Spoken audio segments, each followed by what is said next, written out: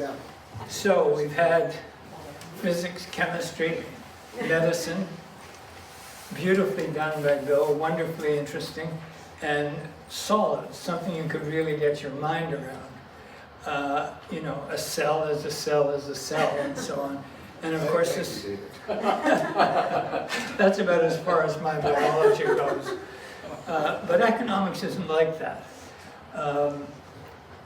Nothing is really sure in economics, and there are almost as many theories about how an economy works as there are economists. Everyone has a slightly different idea. So it really is a murky world. And I was thinking about something that, let's see if this works. Yes. So thinking generally about economics, I thought of this idea. This summer I spent some time playing tennis beside a swimming pool over here. And if you wanted to tell about what was going on at the swimming pool, there's so many different points of view. You would have the weather, huge factor. It's a sunny day, you're going to have more kids.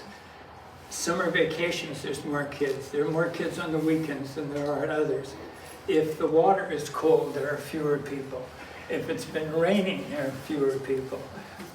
If parents are there, it enters the whole thing, there's caution and so on. There are lifeguards.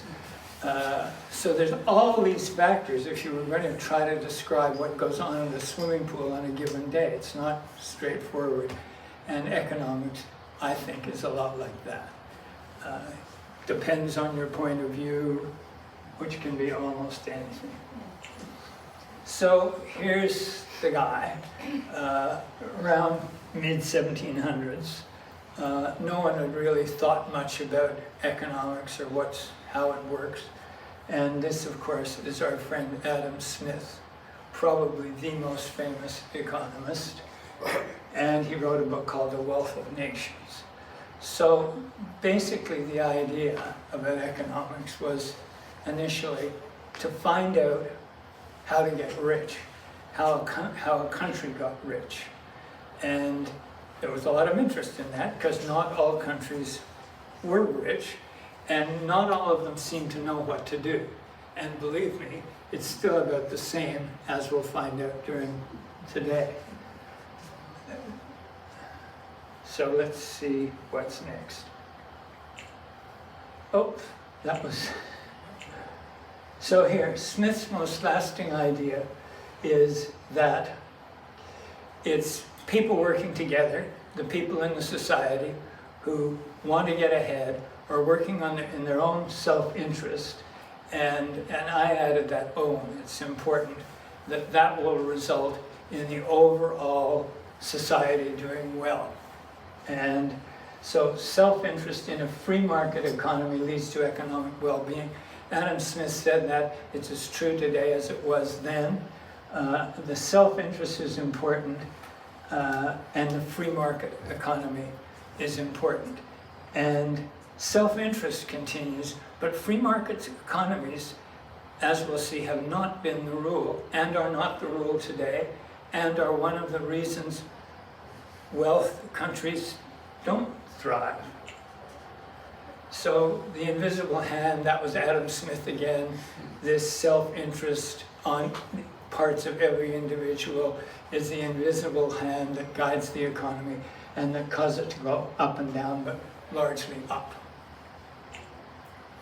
So now we come to this different ideas about or making the economy work. So it's back to the swimming pool. Is it a nice day or not, etc. So Malthus was one of the first,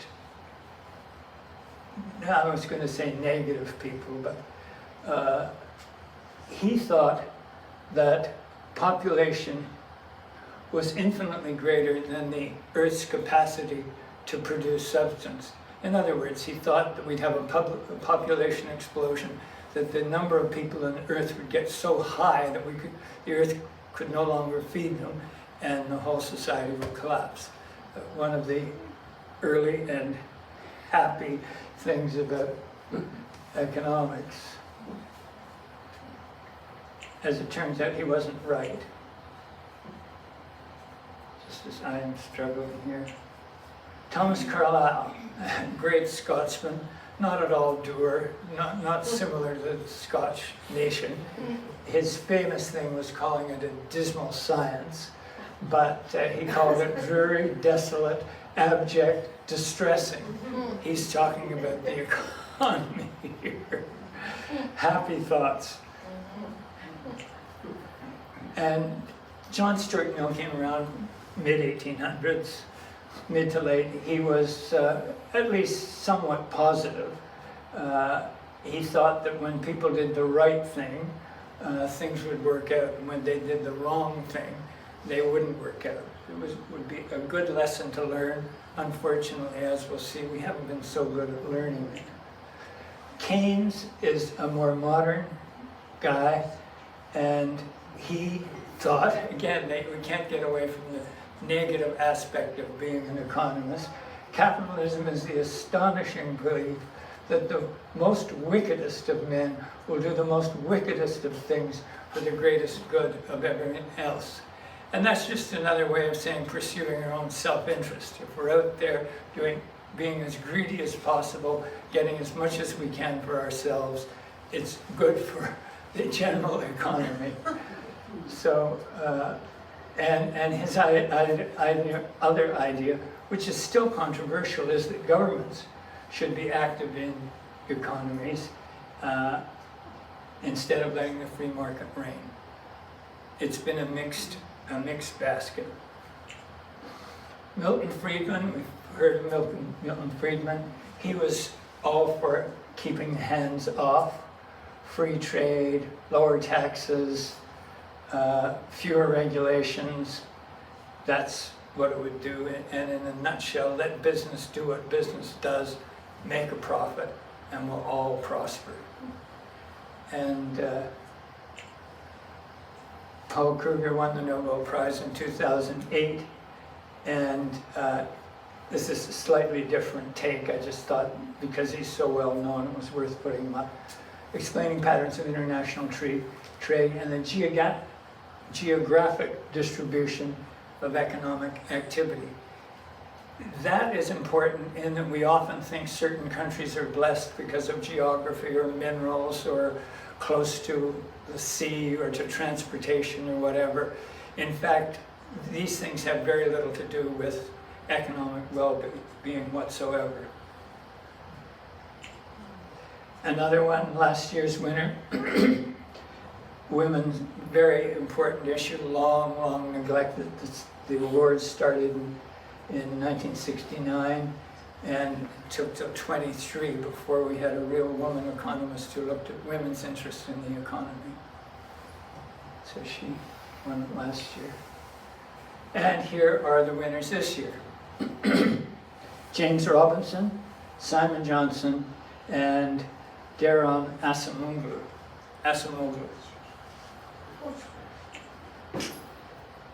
So they are a very bright lot, and I think kind of smarter than many Nobel Prize winners, at least by where they went to school and so on. So he was a Brit. He has a PhD from Yale, and he teaches at the University of Chicago. Kamar Daron Acemoglu, another PhD. Where's his PhD from? He's a Turkish American. He's an Armenian. My mother was born in Armenia, but she wasn't Armenian. She was a Canadian.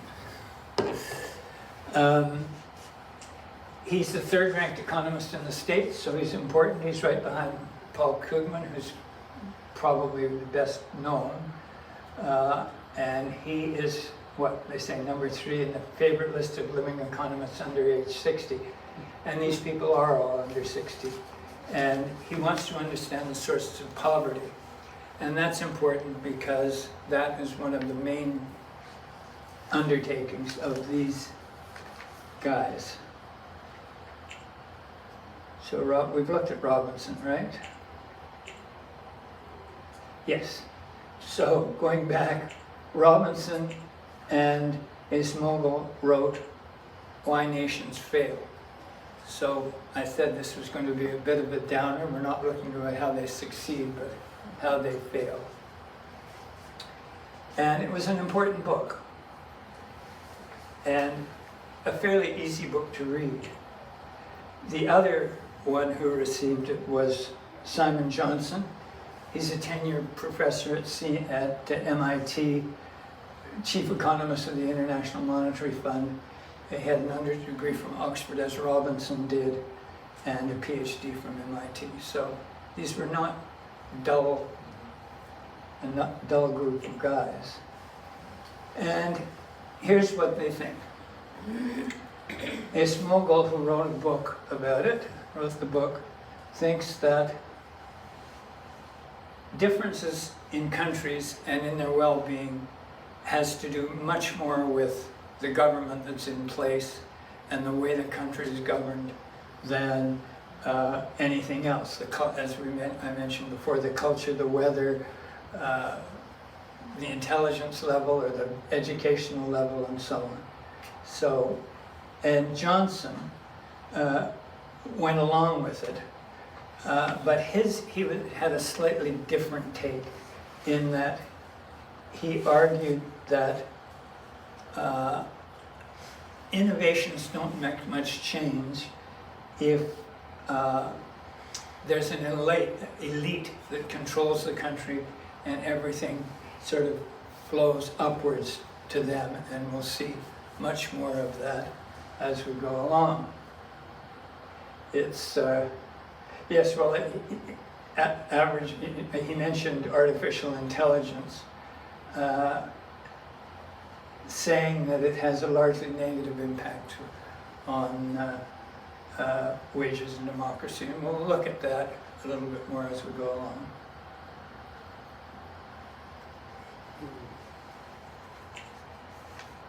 So, we talked about leading up to this. That's what it's all about. It is the politics stupid. And we'll go through a whole lot of examples where I think will convince you that in fact that is the overriding thing that makes up for the wealth of nations. It's how the country is run, and to some degree on how free the very greediest people, which we've talked about before, the wickedest people, are to get the best for themselves. Thank Bill Clinton for that. So, the three Nobel winners looked at extractive political institutions versus inclusive. And extractive are ones where, as I've mentioned earlier, the power in the country is concentrated in a power elite that controls pretty much everything that goes on.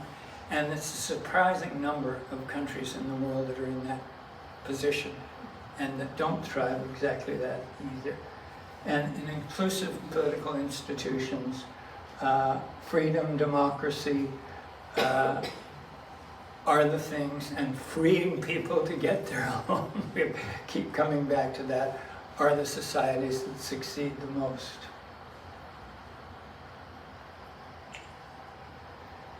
Another of their terms was creative destruction.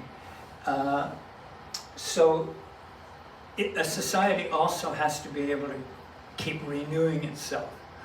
And that's another aspect of freedom. So when new businesses come along, they have to be free to get rid of old businesses, put them out of business. They can't be under control. This is the way our society works. New technologies replace old ones. The existing economic order doesn't try to hang on to, the spinning wheel on the loom because a weaving machine has come along. That's important. And new sectors attract technologies from the older one.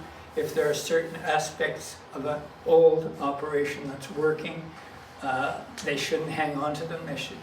It's necessary for that they let them go to new people.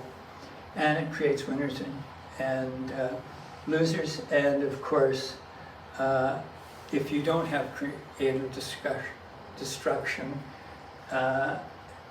you have opposition to change. So it's important in societies that there aren't certain self-interests or powerful sections of the society that hang on to their ill-gotten gains, because they seem to always be ill-gotten gains, and not leave room for change. So here are some examples, and they're varied and they go over time and history, so I have quite a few of these, and I thought that was important because I think they do in fact prove Robinson, the Nobel Prize winner's case. So Venice was a powerhouse under something called the Comida, and essentially this is what it was. One partner in a business stayed in Venice, and the other partner went off and traveled around and traded, and funneled the benefits of that trade back to the company in Venice. And the power of the Doge in Venice up until 1330 was very limited. So the king couldn't mess around with the way the society was working. And the population in Venice in 1330 was 100,000. It had gone from 45,000 very quickly to this very prosperous period in the history of Venice. Now, it's been recently called the world's most beautiful drawing room.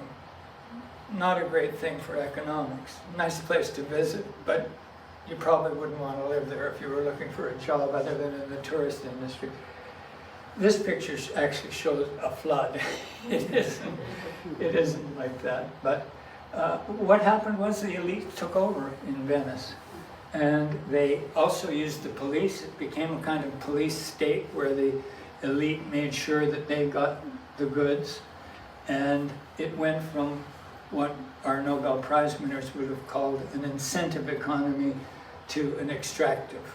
So the people at the top were taking everything they could out of the society. So we have a few more examples. This is a very current one. These jump around a little bit. This is a very current one. This is a picture of the Arizona-Mexico border. This is the American side with Nogales, contemporary. That you can see the wall, Trump's wall, and there's Mexico on the other side. So the American philosophy, at least so far, I'm beginning to have my doubts, as you'll see toward the end, is an inclusive society, and it's prosperous. So this is downtown Nogales, Arizona, and this is extractive Nogales in Mexico. Now, this is a black and white picture. It's not quite this bad, but there is a significant difference in economic earnings, education, health in Mexico across the border than there is in the States. So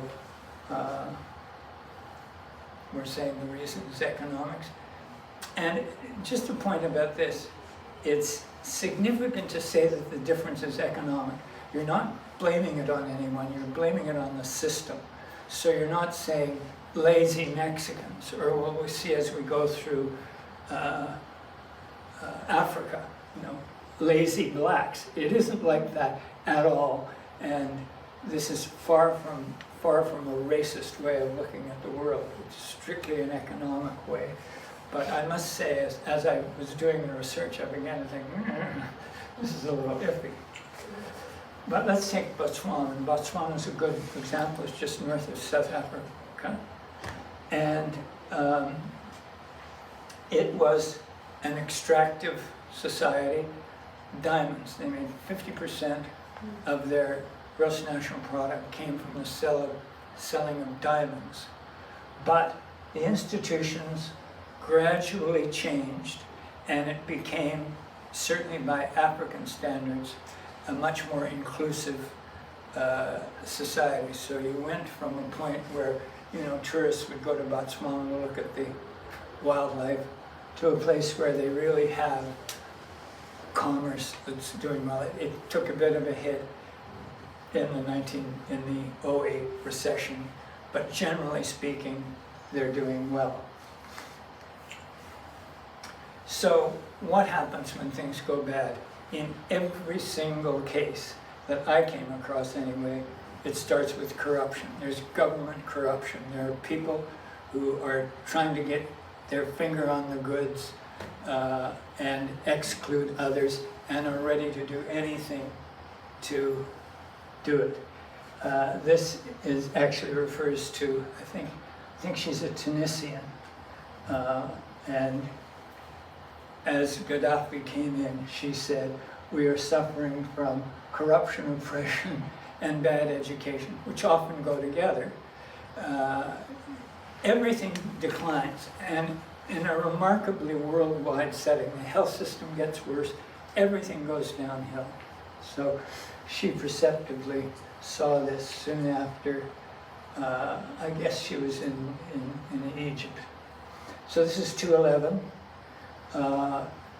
As you remember, this was after Mubarak took over. So there was, and I'll talk about that a little more. So things were, I'll come back to it. It had been a kingdom. It went to, after the riots in Egypt in 211, it went to a kind of democracy, a freer state. Things started to pick up, and then they collapsed again. So this is Libya and under Gaddafi, and it's perhaps clearer in this. Again, Gaddafi overthrew a monarch kingship, and things got better almost immediately.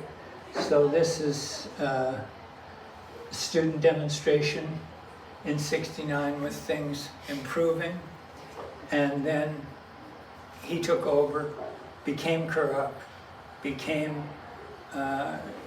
hung on to power at all costs, became a butcher, and this shot shows him as he was later in tower. He'd taken over from a monarchy, and who do we see sitting here at the end? Somebody who looks like a monarch. So China is perhaps the most interesting of the cases that I came across. So they went under Deng Xiaoping between 78 and 89.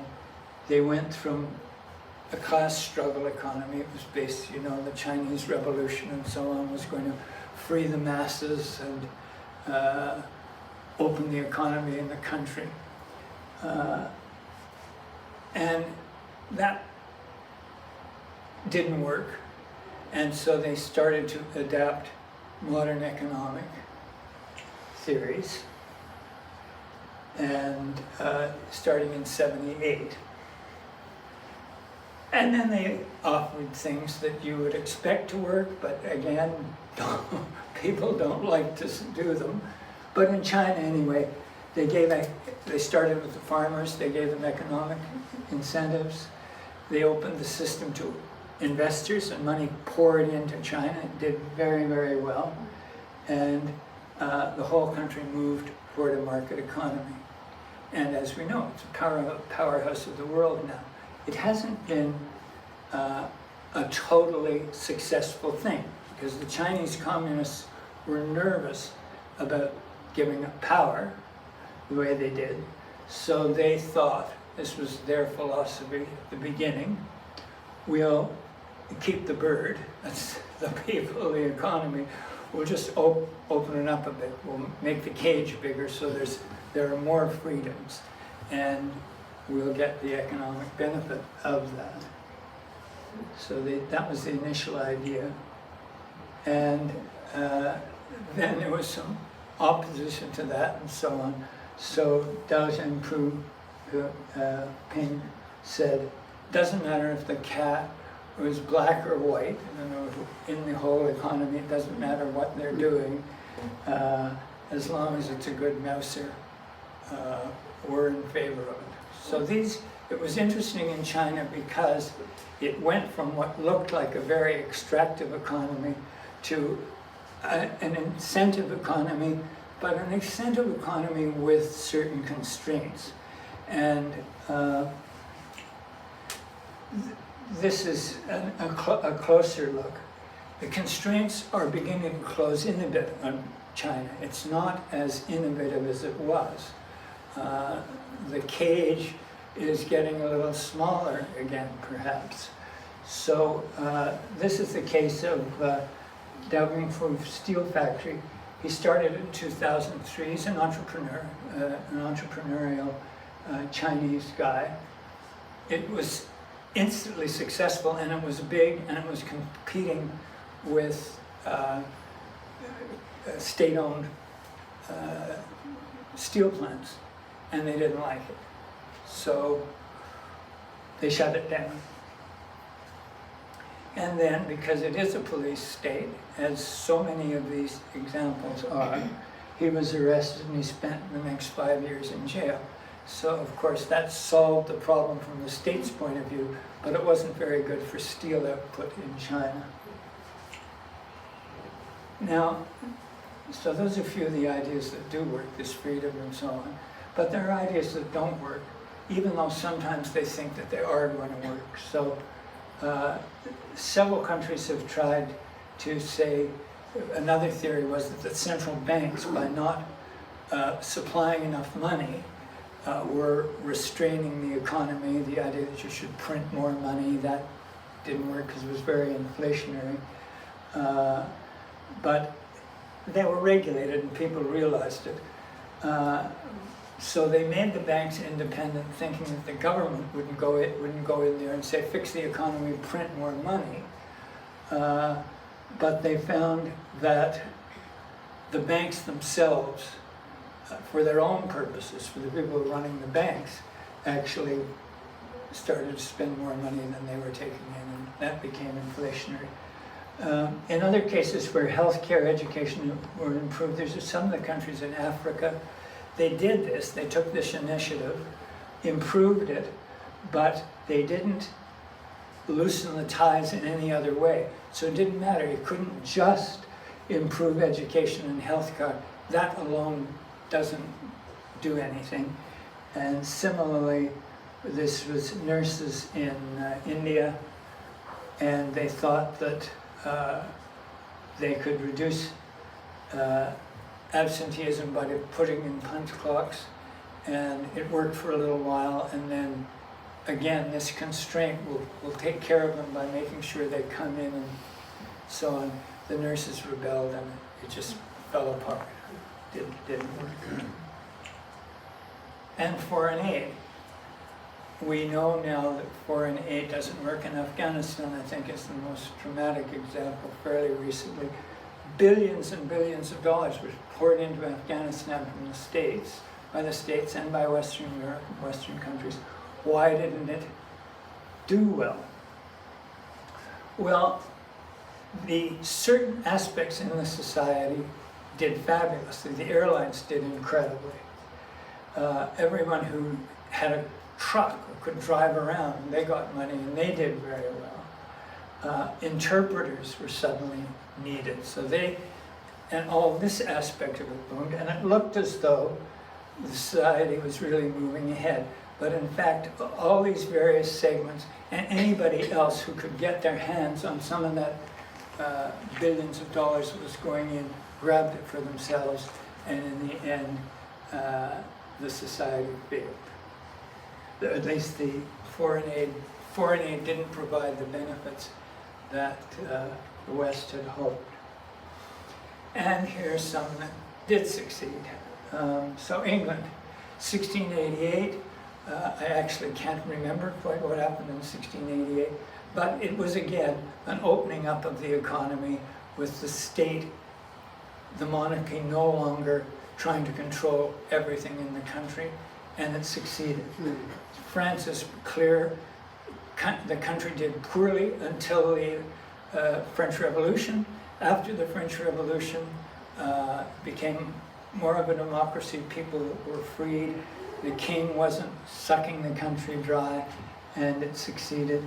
And Japan in '68, similar. It had been a kingdom, and they opened up, and Japan did very well. And again, it did well because the institutions opened up. It didn't do well because Japanese were particularly better than anybody else. It was the society that did it. Egypt, which we looked at earlier, but when Nasser got in, I'm forgetting when this was, maybe '68, Nasser got in after a kingdom. It opened things up, things started to get a little better, and they gradually went downhill until Mubarak got in. He destroyed the economy, and he's in until very recently. Ian Smith's Rhodesia. Rhodesia was doing very well, as we know, and again, this is where we said, why was it doing well? Oh, well, they were all white guys, they all came from Europe, of course they knew what they were doing, that's why it did well. But that wasn't the case. The fact was that they knew that they kept their hands off the economy, and they let people work for themselves in their own best interest. That may have been a European secret, but that's what it was. It wasn't because Smith was smarter than Mugabe, which saw the whole country collapse. But Mugabe, like so many other countries, was interested in extracting everything they could out of the economy, and destroyed the incentive and so on. And this is an interesting one. I mean, Brazil is a bit more like China. It's a mixed economy. Certain parts are great, other parts don't do quite as well, but generally the country it moves ahead, and we think well of Brazil. You can find examples of both types of incentive and extractive, but overall it's extractive. But if you look at Venezuela, which was a thriving country, it was doing 50% of the oil at one point came from Venezuela. Maduro got in, and again, the country went downhill. So again, it's the politics, stupid, as Bill Clinton might have said. So here's another example. These are just always examples, but we wonder why the Confederacy collapsed. It's maybe more direct. In 1860, there were 4 million slaves, 31 million whites, and they were extracting, the Confederacy was extracting the energy of the slaves, for example. They were pulling it all out for themselves, not sharing in society, and it collapsed. So we come up to Putin. And Putin is an interesting example. If we can get a little more down. But to me, in looking at all of this, it seems that he's followed sort of the traditional way of what happens in a country. It's been a little harder to follow, perhaps, in his case. But we have to remember that he began as the director of the SB, which is the Secret Service. It was the Secret Service. And he also was supported by oligarchs, which is one of the things that dictators do. They're these very successful. They get all the rich people in the society to be on their side. So Putin did that very early on, quite consciously. Then he started the war against Chechnya, which was a distraction because of what was happening, at least in my view. It was a distraction from what was going on in the country. It was, in my view, again, almost certainly caused by Putin's FSB when he was in power. He felt insecure in the top job, so he or not on the top job, on his way up. He was ambitiously working his way up. So there were these explosions, which now they're almost certain were connected to the FSB. And in December '99, he got the job he wanted, was prime minister. Yeltsin promoted him, partly because of the unrest that seemed to be going on with the Chechnya thing. And when Yeltsin retired, the deal was the prime minister became president. So that's what happened. That's what happened to Putin. Yeltsin stepped down and boom, Putin was in the top. And so yes, it's an authoritarian form of government that he acts as though it's a free market, but it really is not. Demonstrators are arrested and so on. We all remember Navalny and how cruel that was. So it's a society which suppresses interests just the way it did. And yes, again, back he had the support of the family of oligarchs. These were the richest people in Russia. And whatever it says at the bottom here. Anyway, it's a state-owned operation conducted for the elite, not for the people in the country.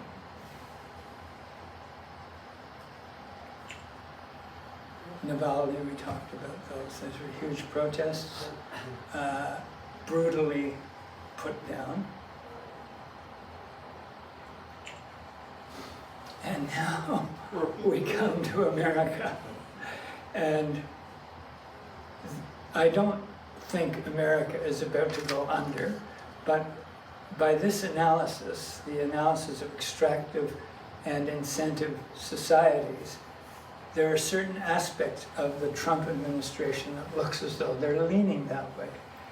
Now, we know that he's taken a lot of delight in gathering very wealthy people around him. The most obvious one is Elon Musk. Timothy Mellon is in his camp. He's worth even more than, these are the money which these people have given to Trump.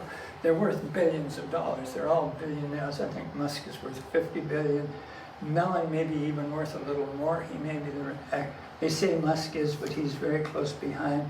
Blackstone, which controls all kinds of business, we heard about a lot in the States, is another one of them. Miriam Adelson Casinos, two of his big supporters, and these people all give millions of dollars to Trump. Two of his biggest supporters operate casinos. Jack Crum from WhatsApp supports him, and Marvel Entertainments. These are all billion-dollar, multi-billion-dollar corporations, and they're all in the Trump camp, and they weren't always in the Trump camp. During the first administration, not so much. Many of these have come on board since he was reelected. So that's my take on Trump. I'll come back to it just at the end. I don't think he's taking a leaf out of his friend Putin's book, but if you wanted to look at the society and you believed he genuinely wanted to take over, certainly he's doing it just the way everybody else has done. So,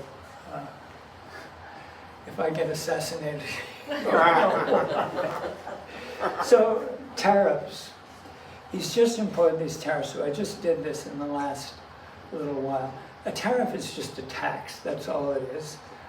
You put 20% tariff on your imports, then the people who buy them in the country, essentially, at the simplest, pay 20% more. They're taxed to 20% more. So it's a tax that Trump is putting certainly on Canada, on Mexico, and on China. China had a little difficulty finding the facts, but I think he's just added 10%. Now, the reason he says he's doing it is to get us to crack down on immigration. And so we say, oh, it's not us, it's Mexico. And it is true that Mexico is by far the more dangerous ones. But there are a lot of people, and more who come to Canada to go across our borders. So if you're in Venezuela, it might be easier to fly to Toronto and cross in Quebec than it would be to try to cross the southern border in the States, and that's happening more. And then illicit drugs, fentanyl. It's mostly about fentanyl. The fentanyl is coming from Mexico. It goes up through California and gets into the States, and actually gets into Canada through Vancouver these days. So are the tariffs just a money grab, which they are? They're a money grab for the government, or are they in fact these deterrents? And generally speaking, because we know that free economics work better, tariffs are not a good thing. They generally don't do either country any good, and I think we'll probably see that here between the States and Canada. So we talked about those. This is just a rundown of exports to the States, the things that are going to be affected. There's really only two things that are going to be hugely affected by tariffs, and that's our oil exports, which are truly substantial, 130. These figures also are the figures I found. They vary a little bit here and there, but anyway, certainly those two, minerals and vehicles, we do, particularly cars. I heard the other day 1 in 7 cars cars that are produced in the States and Canada have 7 parts that come from the other country, so it's very open border. And that 20% tax will affect these, and we're not too clear how it will affect it. You can't really tell until we wait a little while and see what happens. But you would expect prices to go up. You would expect car prices to go up, and you would expect oil prices to go up. Two important things for both economies. So how bad is it? I don't think it's that bad. This is the balance of trade, so that's imports over exports with the States, and it's not fabulous. We import 420 billion and export this, so these are the differences. In 23, 64 billion, 22, 78, 41, 13, 25, and the Canadian dollar is about $1.40, maybe $1.41. And I threw those up just to show that it's been relatively stable. We shouldn't panic about this suddenly switching. So this is just the reprise with Trump. Again, if you were looking at it in an unbiased way, it can look as though everything is in place for Trump to make a move. He's even tried it once. So he's got all the money boys with him. He's in power, and this could happen again. Of course, I don't think it would, because look at the sweet little boy here. This is Trump at age 4. Surely he's not going to turn into a monster. And in any case, we're friends with the Americans. Good. So, thank you.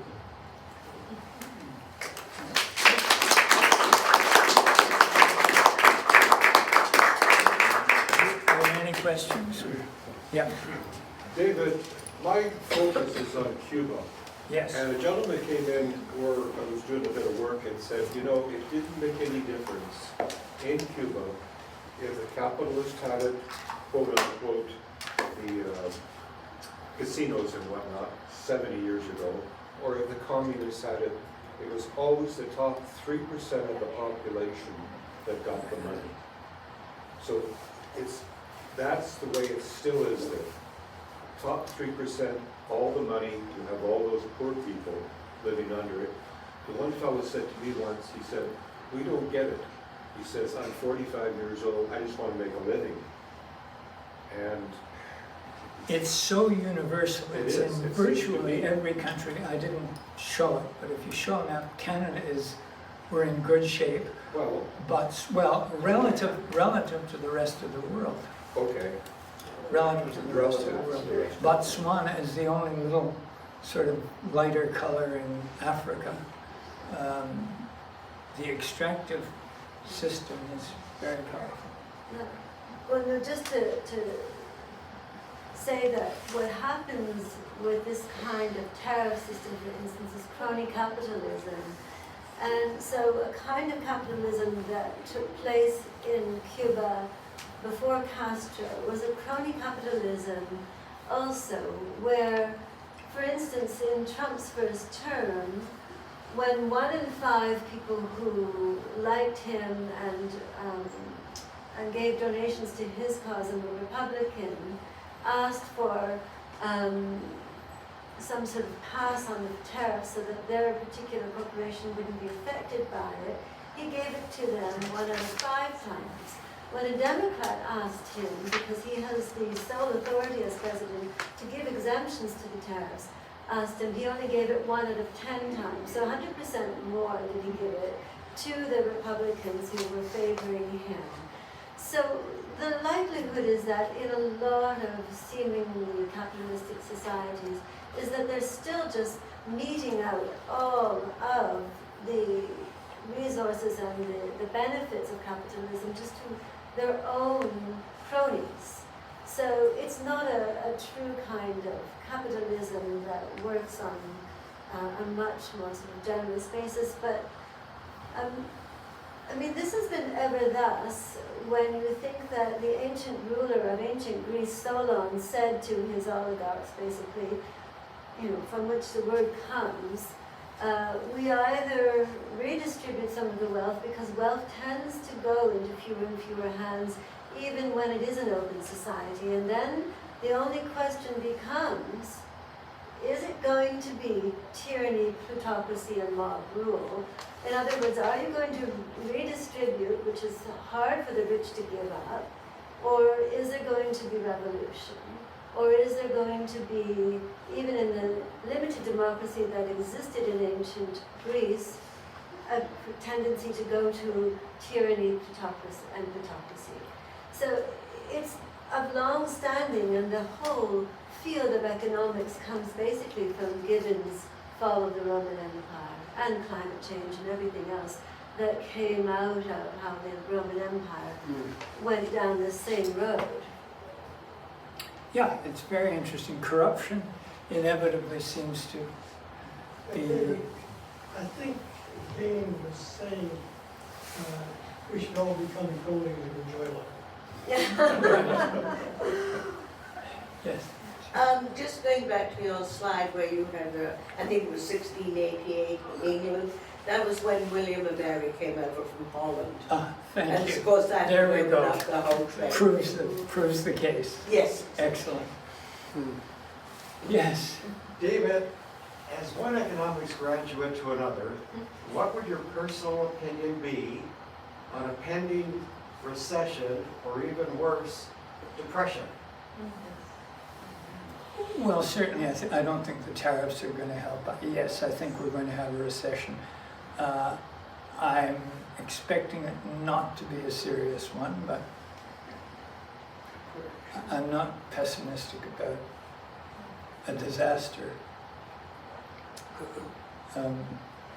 But it's only, I mean, when you think about it, He's only there for 4 years. Yes. And the country's been around for 456, 500 years. Yes. So it As is mu- a little blip on the radar. Not a happy blip, but a blip. Right, especially if he's only here for 4 years. Well, hopefully he'll die Yes. from eating a Yes. McDonald's burger. But Yes.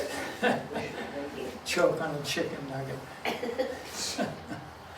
Great, thank you very much. Yeah. Thank you. David, is there such a thing as a benevolent dictator that really helps his country? Or do they all go down the same path?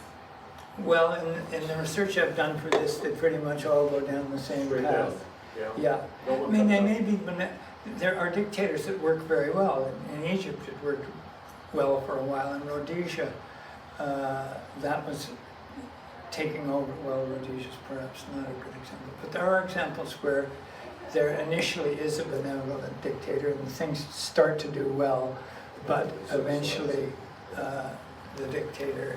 Catherine Great was. I mean, she built hospitals, education. She wanted to free the slaves, Exactly. but she used her support to keep her on the throne. But she did a fair amount of good, and she tried to be as benevolent as she could.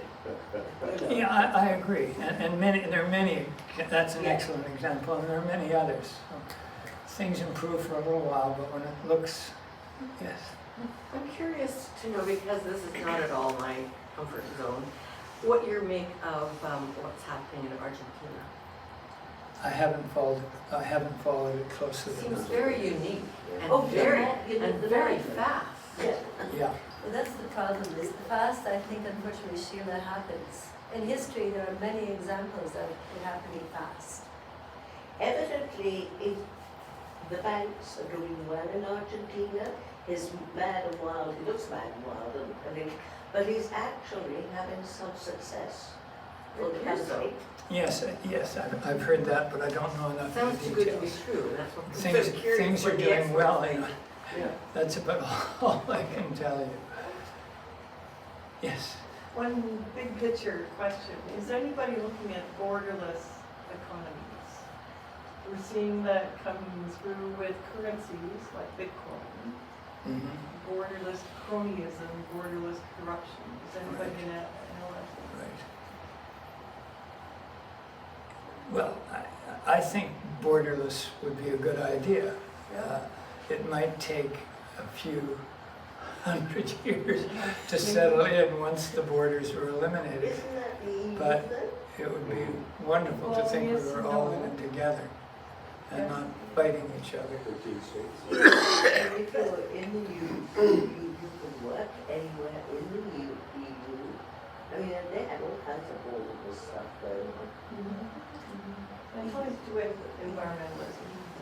David, any comment on our plunging dollar? No, I mean, it's the tariffs haven't helped, I don't think.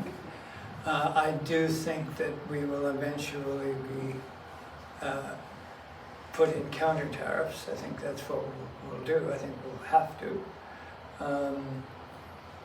And I think the dollar is stuck in the $1.40 to $1.50 range for the next little while. But who knows? Well, just to Mary's point, I think, Mary, if you're talking about alternative currencies that are borderless, not governed ones that are like the EU, like the euro, that I think Trump has the question on his hand now, he has all the Bitcoin bros behind him, is where he's going to land on that. And I think from the people he's put in the Treasury and the SEC, that the likelihood is that they're going to try to keep the dollar as the currency of choice in the world, the US dollar, because they have the utility of it to impose sanctions. But he's going to be sorely tempted by the cronyism to have a currency that doesn't have any transparency and any regulation. And whether he'll give up the ability to impose sanctions, which a lot of the BRICS countries are trying to get around now by developing their own ways of, distributing their currencies without the dollar in the mix. But still, it's the most useful way to engage in international trade, but with the dollar standard. So it's a big open question. David, what would this year's laureates' perspective on this be? In this, we are talking about the Nobel Prize in Right. economics. What was their take? Yeah. We've got three of them. You've outlined a kind of a general map of what happens with economies historically Right. and in the present. What would their views be? What are they? That Our guys? Yeah, the three laureates that we're talking about. They're for opening Well, we're all economics for up. freedom, but, Well, no, free trade and so on. oh, okay. They're on that side, less control, let the economy run. I should have made that clear. All three of them? Yeah, yes. Two of them are MIT and the other one, and they're both, two of them are from Cambridge. They're very similar. They're similar age, and yes, they're free trade, free opening economy. David, going back to the US dollar, there's been a slight change from what I've read, although I don't follow it. It's around oil and from the Middle East. I understand that for a long time it was only US dollars that were the important Right. one. I think I read an article just recently that they're starting to accept different currencies now too. So there's subtle changes going on. I don't know if it'll always be that way or not, but Yeah. That's interesting. Okay. Money is always exhausting. Also very interesting. Very well done. Thanks so much. Yeah. Thank you.